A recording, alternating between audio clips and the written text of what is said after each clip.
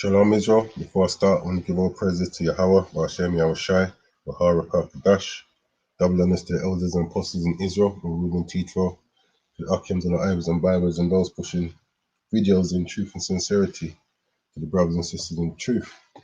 Now, I was going through the YouTube and I came across this video here, and what made me start to watch it, obviously, I didn't watch all of it. I watched up to the part I'm going to play now, but what made me watch it, it says Bible questions and answers.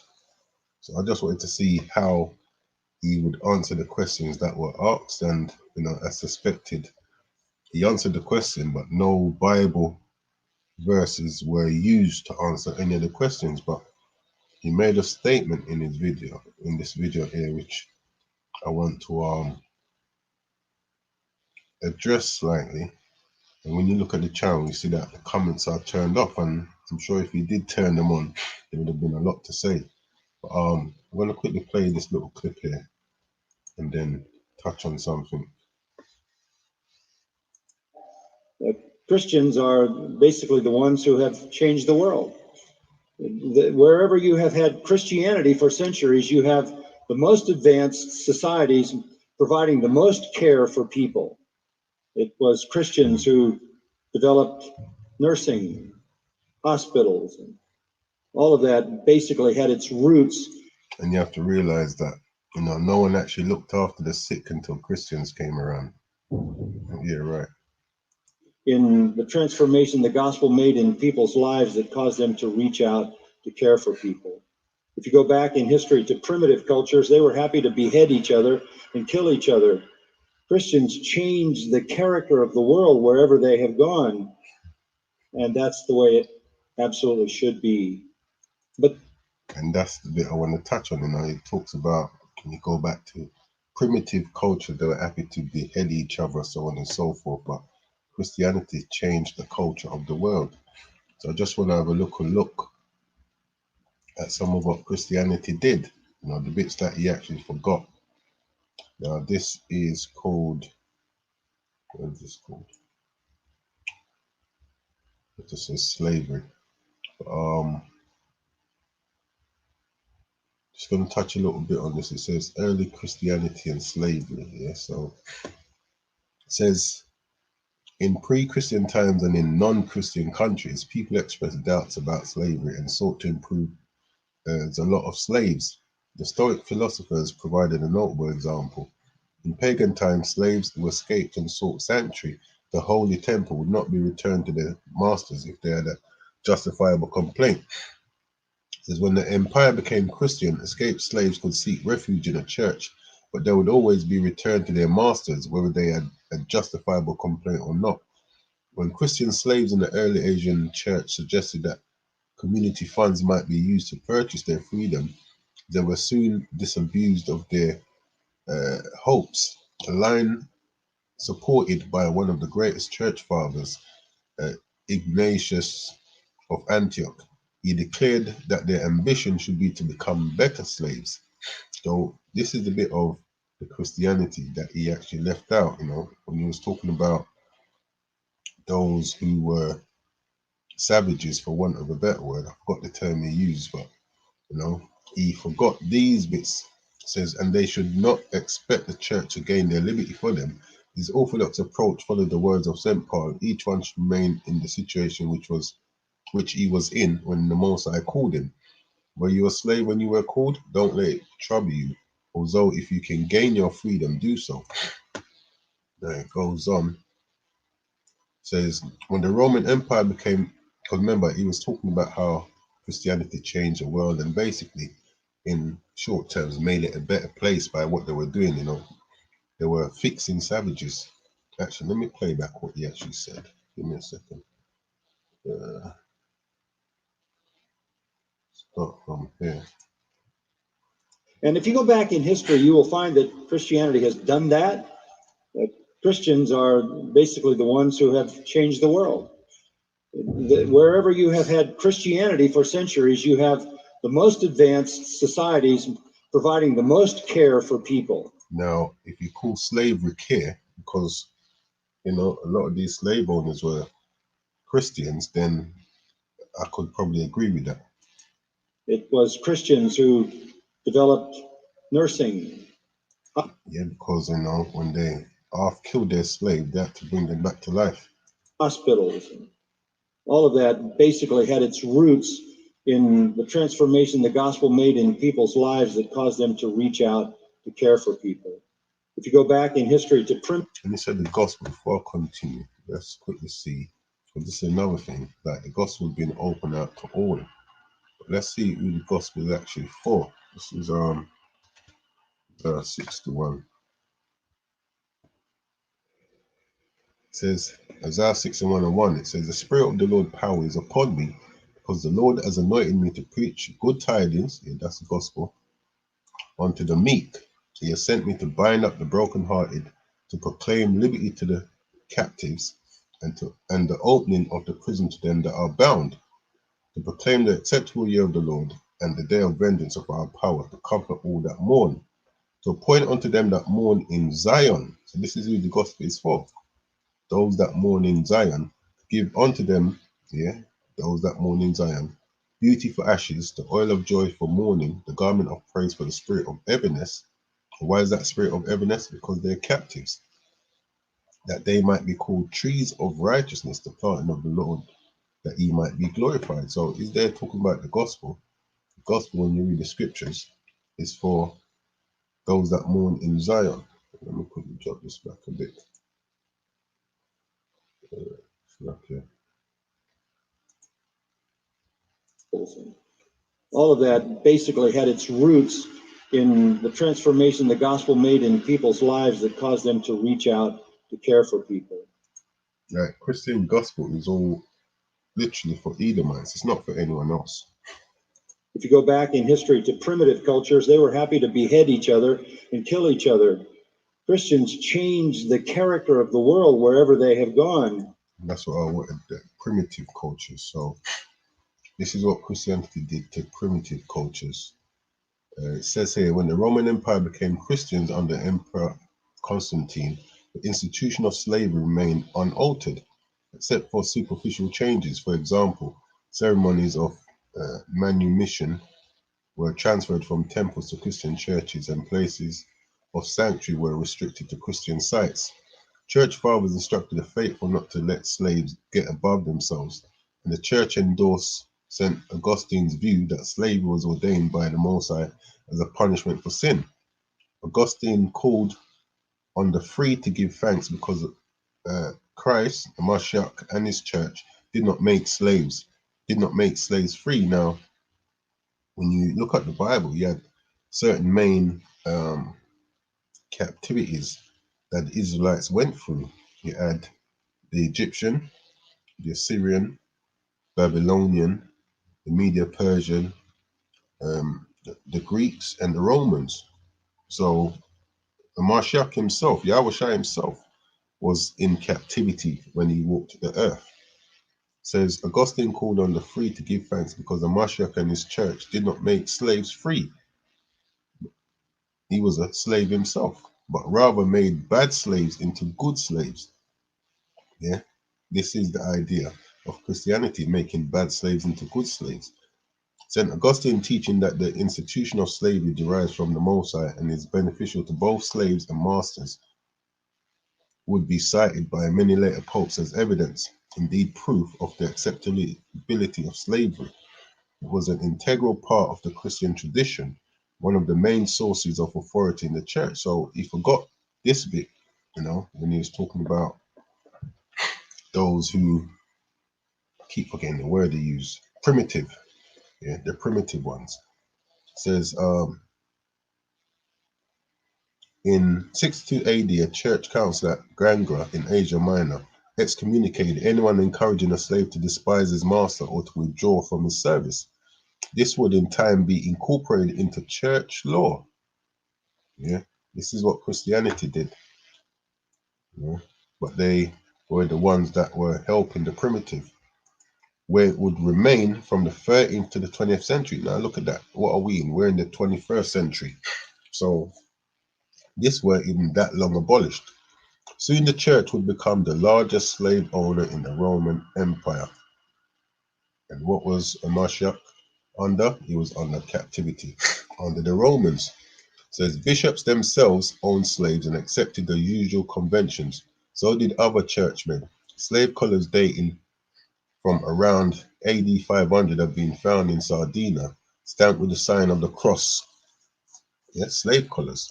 So this is how Christianity helped the primitive. One mentions the name Felix the Archdeacon. I'm a slave of Felix the Archdeacon. Own me, lest I run away. Some 400 collars or slave pendants survive from antiquity, almost all of them from the 4th century, from Rome, yeah, Africa and Sardinia. Many of the collars feature Christian symbols such as the Chirio, Christogram, or a Christian cross, showing that the slave owners were Christians. Yeah. So these were so-called non-barbarians, non-primitive people, I should say, who were civilizing and helping the primitive. We know of other slave-owning Christians in various ways. For example, one, Asunius, recorded having tattooed his recaptured runaway slave on the forehead. The significance seems to have been guilt about tattooing, because tattooing was banned by the Bible. So there's more to this, but it says slave in medieval Christendom. But, I just wanted to touch a bit of that, and then there's another one here. It says slavery in Christian America. So with all his talk about how great Christianity was, these are the bits he forgot. It says, scattered across the southern states of America are the remains of breathtaking estates, monuments to a powerful and genteel society that fed on the blood and tears of a slave class. It was on plantations like Oak Alley in Louisiana that African American slaves enjoyed a system of brutality, and cruelty that's barely comprehensible, to support a degree of luxury some consider to be their birthright. So this was done by Christians, the ones he said, went round helping people and all the rest he said. So silly, I can't remember what he said. It's just gone through one ears and out the other. So slavery was a foundation of American wealth, especially in the South, and the prosperity of these regions was closely linked to mass market cash crops like sugarcane, cotton, and tobacco, but these were extremely labor intensive. Slavery enabled the settlers to harvest the wealth of their new nation, and because we were the workforce and still are to this day. And all it took was a tweaking of their conscience, and some twisting of their Christians' belief. So you can see that his conscience was tweaked by the madness that spewed out of his mouth. Let me try to find that again.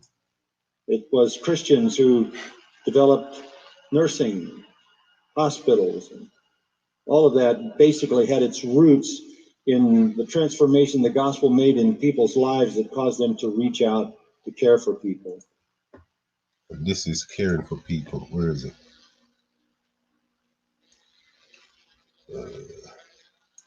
It was on plantation like Oak Alley in Louisiana that African American slaves enjoyed a system of brutality, care, and cruelty, care, that's barely comprehensible to support a degree of luxury some consider to be their birthright. So that's the care that Christians gave out throughout the ages, as you mentioned. It's true that Christianity was used as a weapon to justify the enslavement of African people. Christianity over the centuries has been used by many people to justify acts that are very unchristian. There's another bit in this, just wanted to read, then I'll leave off. It says, so enslaved people heard a lot of sermons about slaves be obedient to your masters, which is something they used to read a lot. But they also heard the stories about Moses leading people to freedom, and they loved those stories. And they internalized those stories, and they were certain that that would eventually be their story, which it will be. Yahushua will be our Moses. That there would be a Moses who would lead them to freedom. That Yahushua would not let them suffer forever. And that's true.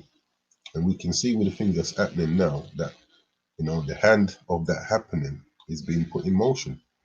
That basis within Christianity for seeing every person as a child of the Most High, as made in the image and likeness of the Most High, was certainly a lesson that was extremely important for the slaves to repeat among themselves. So secretly reading the Bible confirmed what they'd suspected. Slavery was wrong. The Most High was a power of justice who would judge their white oppressors. And nothing hasn't changed. You know, this is Galatians chapter 6, verse 7. It says, "Be not deceived, the Most High is not mocked, for whatsoever a man soweth, that shall he also reap." So, as you were saying, how they brought such good to people around the world, that was brought through slavery. You know, what he totally left out. It says slavery in Christian America. Yeah, and the Bible says, "Whatsoever a man sow, shall he also reap." It says early Christianity and slavery. Yeah, so Christianity was strong in slavery. A lot of the slave owners deemed themselves Christians. It says Galatians 6 and 7, "Be not deceived." Yeah, the Most High is not mocked, for whatsoever man soweth, that shall he also reap. And it continues in the New Testament further in Revelation 13 and 9. "If any man have an ear, let him hear." These are things that you won't hear read. Yeah, it says, "He that leadeth into captivity shall go into captivity." Now, when you look at that word, so the state of being kept in a prison, yeah, such as the state of being kept in a place such as a prison or a cage and not being able to leave or be free, just like we are not able to leave or be free. The state or condition of being captive. And what did the gospel say? It says, he has sent me to bind, Isaiah 61 and 1. Halfway down, it says, "He has sent me to bind up the brokenhearted." Actually, we'll read it from the top. "The Spirit of the Lord power is upon me, because the Lord has anointed me to preach good tidings, the good news, the gospel, unto the meek. He has sent me to bind up the brokenhearted, to proclaim liberty to the captives." And we are those captives. When you read Deuteronomy chapter 28 and 48, it lets you know that the Most High is going to send our enemies against us, and we'll have to serve them in want of all things. These are captives. And the opening of the prison to them that are bound. And our people today continually fill up the prison houses. Yeah. So that gospel is for us. It says to verse 3, "To appoint unto them that mourn in Zion." That's who the gospel is for. To them that mourn in Zion. Why they're mourning? They're brokenhearted. They're captives. Yeah. They're bound in prison. So Revelation 13 and 9 again, it says, "If any man have an ear, let him hear. He that leadeth into captivity shall go into captivity. He that killeth with the sword must be killed with the sword. Here is the patience and the faith of the saints." And this is what the saints are patiently waiting for. Yeah. This is the last one. Isaiah chapter 14, verse 1. It says, "For the Lord will have mercy on Jacob, and will yet choose Israel, and set them in their own land," because we're currently scattered. We've been kicked out of the land for sin. "And the strangers, these other nations, shall be joined with them." Yeah. "And they shall cleave to the house of Jacob." Just like how we have to cleave for them for everything, they will be cleaving to us for everything. "And the people shall take them," the Israelites shall take the strangers and bring them to their place, and the house of Israel shall possess them in the land of the Lord, in the kingdom of heaven, for servants and handmaids. "And they shall take them captives," yeah, whose captives they were, "and they shall rule over their oppressors." And that goes back to, see if I can quickly find it, what this brother said here.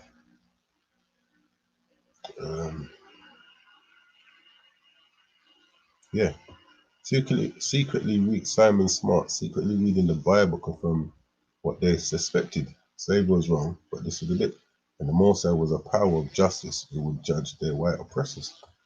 And that's what we're reading in the scriptures.